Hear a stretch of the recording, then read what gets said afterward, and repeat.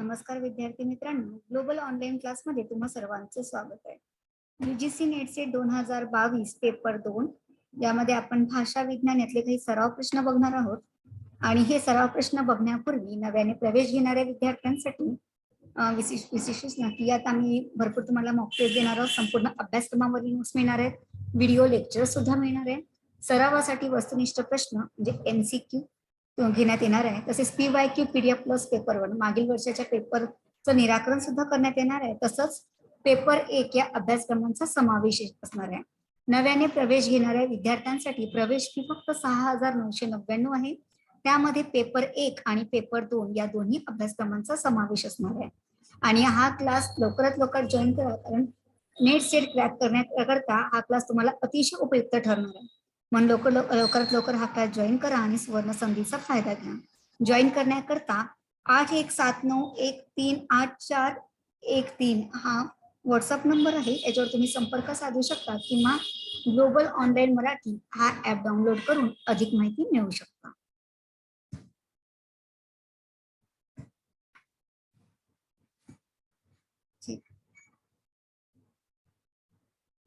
आवाज येतोय ना माझा?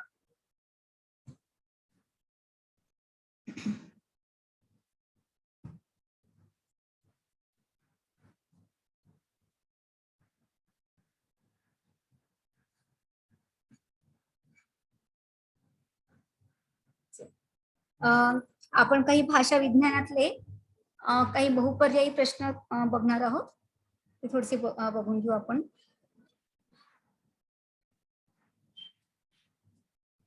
चला, भाषा विज्ञान वस्तुनिष्ठ आणि बहुपर्यायी प्रश्नोत्तर.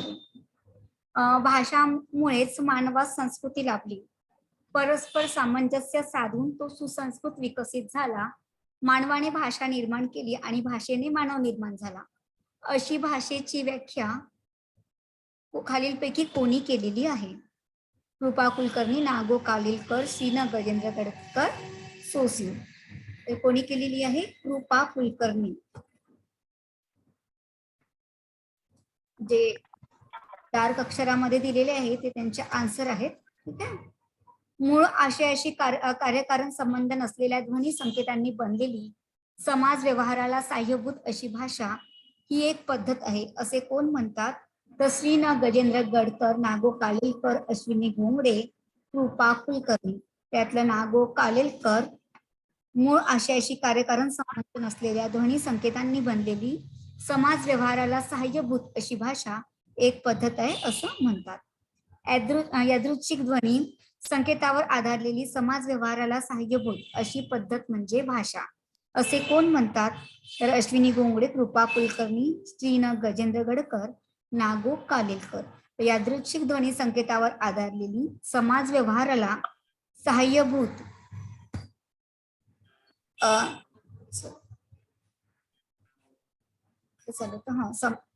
समाज व्यवहाराला साह्यभूत अशी पद्धत म्हणजे भाषा होय. समाजातील सर्व व्यक्ती ज्या भाषिक पद्धती आपल्या स्मरणात ठेवून देतात त्या सर्वांची बेरीज भाषा होय. तर असे खालीलपैकी दिलेल्या पर्यायापैकी कोणी म्हटलंय? तर सोसिओरने म्हटलंय. जे डार्क ब्लॉक मध्ये दिले ते त्याचे आन्सर दिलेले आहे. ठीक आहे. कारण तुम्ही एखादा रेकॉर्डेड लेक्चर जरी बघितला नसेल आणि PDF बघितलं तरी पण ते तुमच्या लक्षात येऊन जाईल. ठीक आहे. एक मॉडर्न लिंग्विस्टिक या ग्रंथात कोणी मानवेतर प्राण्यांच्या दळणवळणाच्या संदेशन पद्धतीचा अभ्यास विशद केला आहे? तर C.F. हॉकेट यांनी या संदेशन पद्धतीचा अभ्यास विशद केलेला आहे. भाषेची उत्पत्ती अनुकरणाच्या प्रवृत्तीतून झाली असा सिद्धांत खालीलपैकी कोणी मांडला? Doctor Geiger, Saussure, Bloomfield, C.F. Hockett. तर डॉक्टर गायगर यांनी मांडलेला आहे. त्यानंतर स्त्री पुरुषात एकमेकांवर प्रेम करणे ही एक महत्वाची सहज प्रवृत्ती आहे. या प्रणयी वृत्तीच्या नादात स्त्री पुरुष एकमेकांभोवती फेर धरतात, नाचतात, बागडतात. एकमेकांना खुश करण्यासाठी अशा प्रसंगी ते गुणगुणू लागतात. तर प्रेममूलक अशा गाण्यातून भाषेचा जन्म झाला असावा असे कोणत्या भाषाशास्त्रज्ञाचे मत आहे?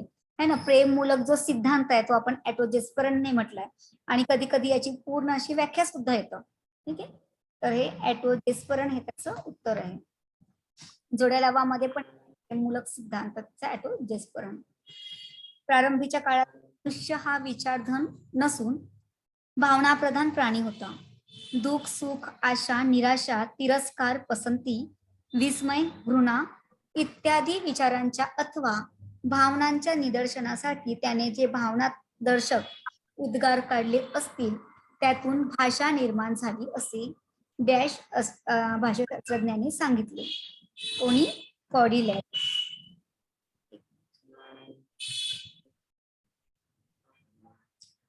आजच्या क्लासमध्ये तुम्ही कोण? सीमा आणि देवानंद तोंडे. ठीक आहे. हे दोघं तुम्ही जॉईन झाले तर आज थोडीशी रिव्हिजन, मागच्या बॅचची रिव्हिजन घेते. उद्यापासून तुमचं स्टार्टिंग पासून करते सुरुवात. ठीक आहे. हो चालेल ना. हा थोडस घेऊन घेते आणि तुमचं मग उद्यापासून स्टार्टिंग करते. मग हे जुने पण वाटल्यास त्यांची पण स्टार्टिंग पासून घेतलं की त्यांची पण रिव्हिजन होईल. ठीक आहे. त्यामुळे आजचा इतका काही तुम्हाला भाग कळणार नाही, तर म्हणून फक्त यांचे क्वेश्चन आन्सर घ्यायचे होते ते मी घेते आहे. श्रम परिहार सिद्धांत खालीलपैकी कोणी मांडला? तर ॲटोजेस्परन, लुडविग नॉर आणि जोहान्सन. तर श्रम परिहार सिद्धांत हा लुडविग नॉर यांनी मांडलेला आहे. इंगित सिद्धांताची मांडणी खालीलपैकी कोणी केली आहे? तर Alexander Johansson, Ludwig Noire, doctor Rai, Otto Jespersen. आता इथले इथेच आपल्याला 2-3 आन्सर पाहिजे. लुडविग नॉर यांनी श्रम परिहार सिद्धांत मांडलाय. ॲटोजेस्परन यांनी प्रेममूलक सिद्धांत आणि इंगित सिद्धांताची मांडणी कोणी केलेली आहे? डॉक्टर राय यांनी. कालच्या जोहान्सन होता ना त्यांचं. रेवेज नावाच्या मानसशास्त्रज्ञाने डॅश या सिद्धांताचा पुरस्कार केल्याचे आढळून येते. तर समन्वय सिद्धांत, क्रीडाशक्ती सिद्धांत, इंगित सिद्धांत, संपर्क सिद्धांत. तर रेवेज या मानसशास्त्रज्ञाने संपर्क सिद्धांत या पुरस्कार केल्याचे आढळून येतं. हे सगळं तलावामध्ये येतं. ठीक आहे. तर कधी कधी वाक्यात पण आज प्रचलित असलेल्या अथवा प्राचीन काळच्या 2 किंवा त्याहून अधिक भाषात जर त्याचे मूलभूत शब्दकोश आणि रूपव्यवस्था या दोन्ही दृष्टीने विविध प्रकारचे साम्य आढळते आणि ते साम्य या दूरच्या आढळून येणाऱ्या साम्यापेक्षा संख्येच्या व गुणवत्तेच्या दृष्टीने डोळ्यात भरण्यासारखे असले, तसेच ते साम्य भाषिक उसनवारीमुळे ज्या प्रकारचे साम्य 2 किंवा अधिक भाषात निर्माण होऊ शकते या त्या प्रकारचे नसले तर आपण त्या 2 किंवा त्याहून अधिक भाषा एका भाषा कुलातील आहे असे गृहीत धरतो. असा अभ्युपगम खालीलपैकी कोणी सांगितलाय? तर डॉक्टर मेहेंदळे यांनी सांगितलेले आहे. आंतर वर्तुळ खालीलपणे कोणी सांगितलंय? तर ब्लूमफिल्ड यांनी सांगितलेलं आहे. डार्केच्या सगळे आन्सर आहेत.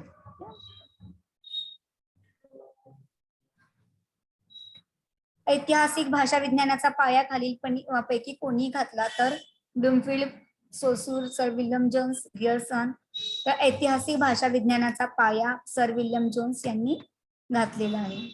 सर विल्यम जोन्स या सत्य पंडिताने डॅश या साली कलकत्ता येथे एशियाटिक सोसायटीच्या वार्षिक अधिवेशनात बसला. तर तो इसवी सन 1786 साली कलकत्ता येथे एशियाटिक सोसायटीच्या वार्षिक अधिवेशनात निबंध वाचलेला आहे. कोणी? तर सर विल्यम जोन्स यांनी. डॅश या अभ्यासकाने आधुनिक भाषा विज्ञानाचा पाया घातलाय. तर फेर्दिनांद द सोस्यूर या अभ्यासकाने आधुनिक भाषा विज्ञानाचा पाया घातलेला आहे.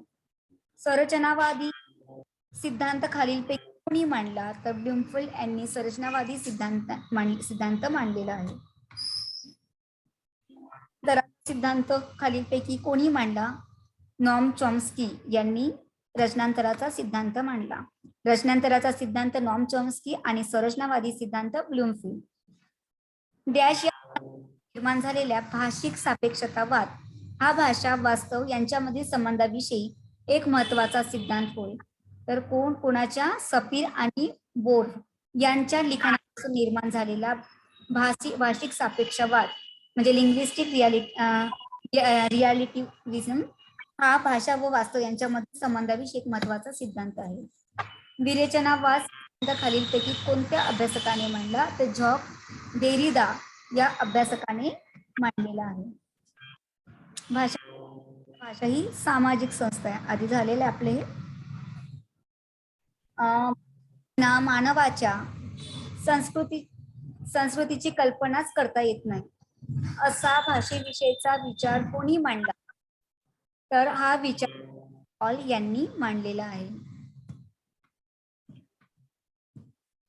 भाषेची नियम व्यवस्था एकजिन्सी व अचल असते असे मत कोणी मांडले? चॉम्स्की यांनी मांडलेले आहे.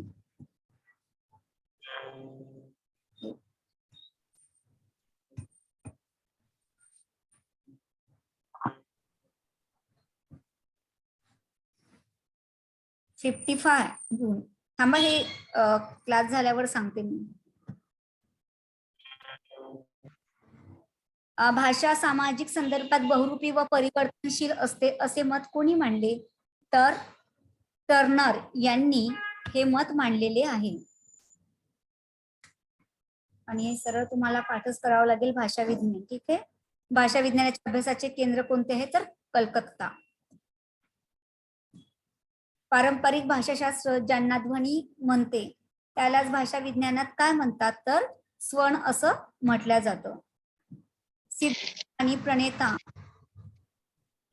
यांच्या जोड्या जुळवा. कल्पना, साम्यवाद, यो हे हो आणि संपर्क. तर यातलं काय दिलेलं आहे? कल्पना, कोलरीज, हे सरळ माहिती आहे सगळ्यांना. कोलरीज,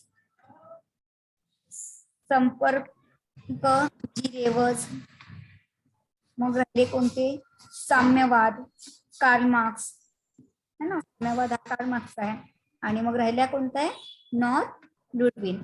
एक जोड्या लावामधले दोन जरी तुम्हाला ओळखायला आले तरी तुमची जोडी पूर्ण होते. चार. आता सिद्धांत आणि प्रणेता आता सांगितलं ते एस्परन, हेस, A.S. Diamond, Richard पेटमेंट. संगीत, धातू किंवा डिंगडोंगवाद, आज्ञा विज्ञप्तीमूलक, मुखाभिनय, अनुकरण. आता ॲटो एस्परन यांचा कोणता आहे?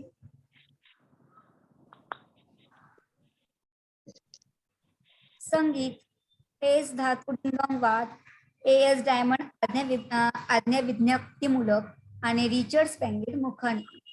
समोरच आहे. ठीक आहे. आज्ञा, हे सगळे सिद्धांत आणि प्रणेते करून ठेवा. हा बघतो. सिद्धांत व त्यांचे प्रणेते यांच्या जुळवा. काय? डॉक्टर राय. की डॉक्टर रायचं काय आहे? इंगित सिद्धांत ना. स्वीट यांचं समन्वय,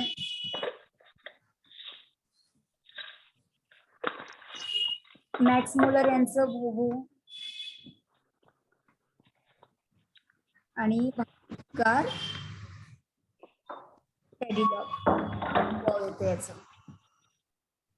आता आपण हे बघितले प्रश्नांच्या याच्यामध्ये. हेच आता जोड्या लावामध्ये श्रमध्वनी, अनुकरण, प्रेमगानमूलक आणि संतुलन. आता प्रेमगान मूलक कोणाचं आहे? कुणाचं आहे? ॲटो एस्परन. आताच प्रश्न झालेला आहे तो. प्रेरणा, I.A. रिचर्ड्स. अनुकरण आहे डॉक्टर गायगर. आणि श्रमध्वनी आहे लुडविग नॉर्थ. 4, 3, 2, 1. लोकांना भाषा शिकवण्याचे दिवस संपले आहेत. लोकांची भाषा शिकण्याचे दिवस आलेले आहेत असे कोणी म्हटले आहे? तर नागो कालेलकर यांनी म्हटलेले आहे. भाषिक व्यवहारामध्ये ज्या ध्वनींचा उपयोग केला जातो त्याला काय म्हणतात तर भाषिक व्यवहारामध्ये ज्या ध्वनीचा उपयोग केला जातो त्याला स्वन असं म्हणतात.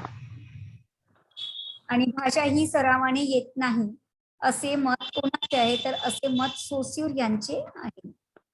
भाषा विज्ञानात कोणता घटक महत्वाचा असतो तर भाषा विज्ञानात अर्थविन्यास म्हणजे कुठली भाषा त्याला अर्थ प्राप्त होणं गरजेचं आहे. म्हणजे अर्थविन्यास हा घटक महत्वाचा असतो. कारण की स्वना पद तयार होतं, पदापासून स्वनानंतर वाक्य, वाक्यानंतर अर्थ तयार होत असतो.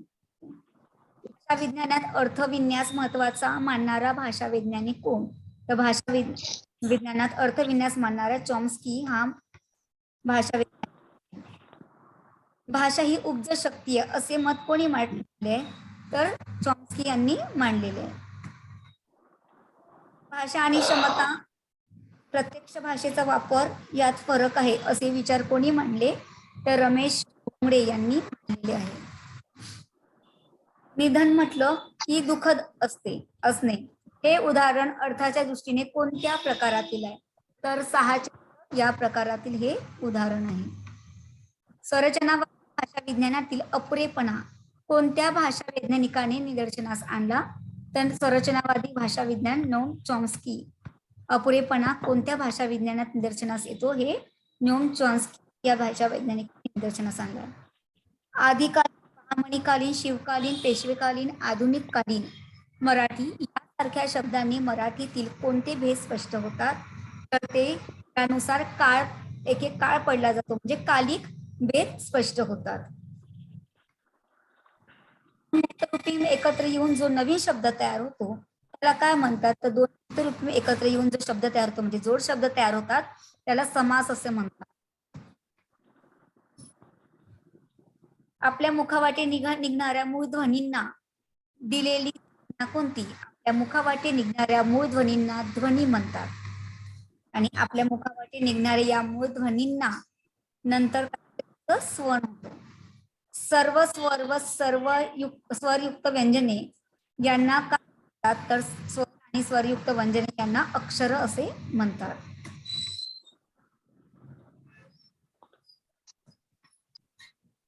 व्यंजनासाठी दुसरी कोणती संज्ञा वापरली जाते तर स्वर व्यंजनासाठी स्वरांत ही संज्ञा वापरली जाते. आर्यभाषा परिवार हे नामकरण कोणी केले तर मॅक्समुलर यांनी केले. भाषेत कमीत कमी स्वन वापरण्याच्या तत्वात काय म्हणतात तर भाषेत कमीत कमी स्वन वापरण्याच्या तत्वात काटकसरीचे स्वर म्हणतात. काटकसरीचे तत्व असे म्हणतात. कोणती संकल्पना व्याकरण शास्त्रातील नाही. आख्यात, प्रयोग, विभक्ती ही व्याकरण शास्त्रातील आहे आणि स्वनी ही व्याकरण शास्त्रातील नाही आहे. स्वनिमामुळे जिथे जिथे ज्या ज्या परिसरातील भौगोलिक वातावरण आहे त्यानुसार स्वनाचं परिवर्तन स्वनिमामध्ये होत असतं आणि त्याचं मुख्य कार्य स्वनांतरांमध्ये. भिन्न उच्चार स्थानातून निघणाऱ्या स्वरांना काय म्हणतात तर भिन्न उच्चारातून निघणाऱ्या स्वरांना विजातीय स्वर असे म्हणतात. चपला या शब्दातील च चा उच्चार कोणता तर तो कोणता आहे चपला या च याच्यातील उच्चार तालव्य. चपला. घोष आणि नाद, घोष किंवा नाद या नावाने खालीलपैकी कोणत्या वर्णांना ओळखतात तर कोणत्या घोष किंवा नाद असेल तर त्यांना मूर्धन्य वर्ण असे म्हणतात. अघोष किंवा श्वास या नावाने कोणत्या वर्णांना ओळखतात तर कठोर वर्ण असतात. मराठीत च चे 2 उच्चार होतात. चमत्कार मधील च आणि चमत्कार मधील च चा उच्चार कोणता होतो तालव्य. मला वाटते आपण हे लिहिलेलं आहे का आधी एक पेज झाली. हा मी गडकरींची नाटके वाचली ऐवजी मी गडकरी वाचला ही अर्थ परिवर्तनाची कोणती प्रक्रिया आहे तर ती लक्षण प्रक्रिया आहे. ऐतिहासिक परिस्थिती आणि सामाजिक स्तरभेद ही अर्थ परिवर्तनाची कारणे कोणती तर मे यांनी केली आहे. अर्थ परिवर्तनाचे कारण भाषाबंदी आहे हे खालीलपैकी मत कोणाचे तर उल्मान यांचे मत आहे. आणि क ग ट ड त प हे ध्वनी कोणते आहे? तर ते ध्वनी स्पर्श ध्वनी आहे.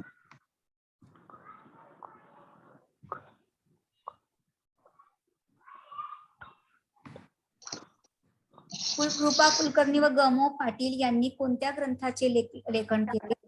तर कृपा कुलकर्णी व गमो पाटील यांनी व्याकरण संवाद या ग्रंथाचे लेखन केलेले आहे. खालील कोणी मानवेतर प्राण्यांच्या दळणवळणाचा अभ्यास करून त्यांच्या भाषेची ठळक वैशिष्ट्ये सांगितली? तो हॉकेट यांनी सांगितले. आणि अर्थाची अनिश्चितता हा भाषेचा अभ्यासाला एक अडथळा आहे असे मत कोणाचे आहे किंवा कोणी मांडले? तर ब्लूमफिल्ड यांनी मांडलेले आहे. आणि शब्दाचा मूळ अर्थ म्हणजे काय? तर शब्दाचा मूळ अर्थ म्हणजे सांकल्पनिक अर्थ होय. त्याच्या संकल्पना ज्या क्लिअर होतात. शब्दकोशातील मानवेतर प्राण्यांच्या संकेत पद्धतीचा अभ्यास मधमाशी, हेरिंग पक्षी, स्टिकल बॅक मासा या कोणत्या भाषा अभ्यासकाने केला? तर हॉकेट या अभ्यासकाने केलेला आहे. मानवेतर प्राण्यांचा संकेत हे तुमच्या पीडीएफ मध्ये दिलेलं आहे, वाचून काढा. अर्थसंकोच अर्थ परिवर्तनाची उदाहरणे खालीलपैकी कोणती? तर अर्थसंकोच मंगळसूत्र, वैद्य, चक्र, पाणी हे सर्व अर्थ परिवर्तन होत असतात. तर यापैकी सर्व ठीक आहे. वैद्याचे 2 अर्थ निघतात, सूत्राचे 2 अर्थ निघतात, चक्र पण 2 अर्थ निघतात है ना, अर्थ परिवर्तन होत असतात. तर यापैकी बोलणारा एका अर्थाने शब्द उच्चारतो आणि ऐकणारा त्यातून वेगळाच अर्थ लक्षात घेतो, त्याला काय म्हणतात? तर परावर्तित अर्थ असे म्हणतात.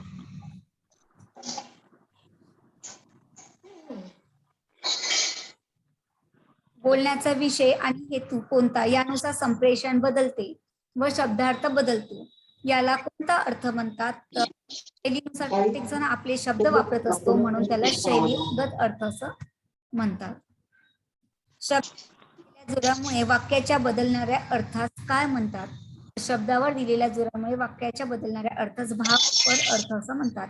सुखद, दुःखद असे जे शब्द आहेत ते म्हणजे सुखद कल्पना असतात, काही दुःखद असतात, असे जे भाव येतात त्यानुसार. डॅश हा काल्पनिक संबोध आहे तर स्वनांतरे ही प्रात्यक्षिके आहे. तर कुठलं काल्पनिक संबोध आहे हा? तर स्वनिम काल्पनिक आहे आणि स्वनांतर काय होतं त्याच्या प्रात्यक्षिक मध्ये येतं. स्वनिमांचे महत्वपूर्ण तत्व म्हणजे होय तर वैद्युक्त योग हे स्वनिमांचे महत्वपूर्ण तत्व होय. तोंडाच्या हालचालीतून निर्माण झालेले अर्थ निर्णायक स्वन म्हणजे खंडित स्वनिम. साल, वडाची साल, दर शेकडा ही कशाची उदाहरणे आहे? तर ही व्यवच्छेदक उदाहरणे आहे. म्हणजे एका शब्दाचे अनेक अर्थ वेगवेगळ्या पद्धतीने अर्थ तयार होतात म्हणजे ते व्यवच्छेदक विनियोग. ध्वनीचे उच्चारण करताना आवाजाचा लहान मोठेपणा किंवा त्यावर जोर देऊन उच्चारण करणे म्हणजे डॅश होय. तर काय, जेव्हा आपल्या ध्वनीचे उच्चारण करताना आवाजाचा जेव्हा लहान मोठा किंवा त्यावर जेव्हा आघात देतो आपण तेव्हा बलाघात हे उच्चारण असतं.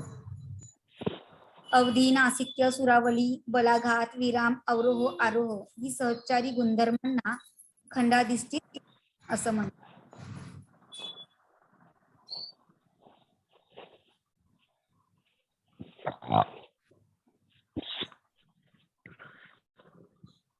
डॅश रचनेमधील संघटकात असलेली निश्चिती म्हणजे स्थिती काय? अन्विती.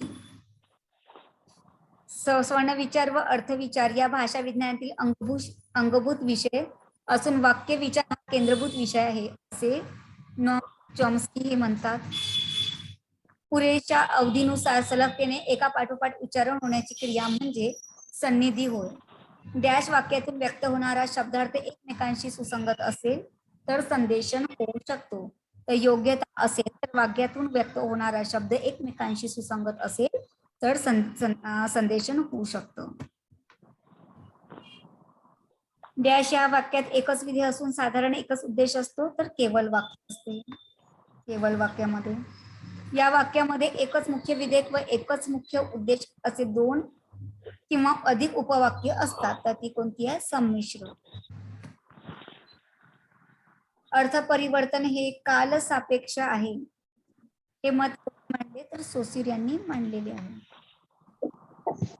डॉक्टर अरविंद मंगरुळकर, डॉक्टर गोमा पाटील यांनी कोणत्या विभक्ती मांडण्यास विरोध केला? तर यांनी पंचमी विभक्ती मांडण्यास विरोध केला. ध्वनी विचार, भाषाशास्त्र मराठी, भाषाशास्त्र आणि काव्यशास्त्र दीप. यातलं उत्तर कोणतं आहे? तर काव्यशास्त्र दीप ध्वनी विचार नागो कालेलकर आहे. भाषाशास्त्र आणि मराठी कृपा कुलकर्णी, भाषा सौंदर्यशास्त्र सबा कुलकर्णी आणि काव्यशास्त्र दीप सरा कुलकर्णी.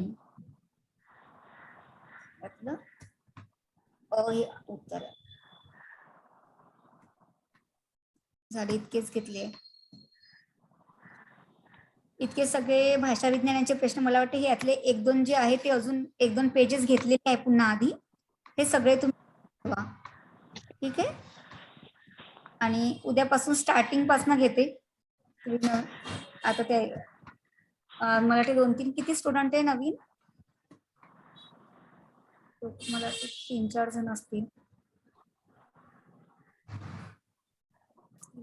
देवानंद ठीक आहे. पण आहे ना एक अजून पहाड म्हणून पण एक स्टुडंट.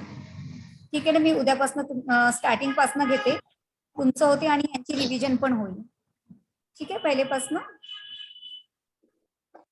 हो मॅम चालेल. कारण की त्यांचं पण एक्झामचं येऊन जाईल तर त्यांचं स्टार्टिंग पासून तुमची पण रिव्हिजन होईल. आणि हे सगळे आता मी पीडीएफ मॉक टेस्ट साठी पाठवते, तुम्ही ते पण सोडवत चला. ठीक हो आहे. मॅम. म्हणजे तुमची ती पण प्रॅक्टिस होत जाईल आणि हे जे आता आपलं रोजचं रेग्युलर होईल त्याच्यामध्ये पण. म्हणूनच तेच म्हणते मी. एक्झाम कधी आहे काही आलं कळलं का मॅम? एक्झाम नाही ना, काही कळलंच नाही. आज मी मगाशी काय करता सरांना फोन लावलेला होता. एक मिनिट.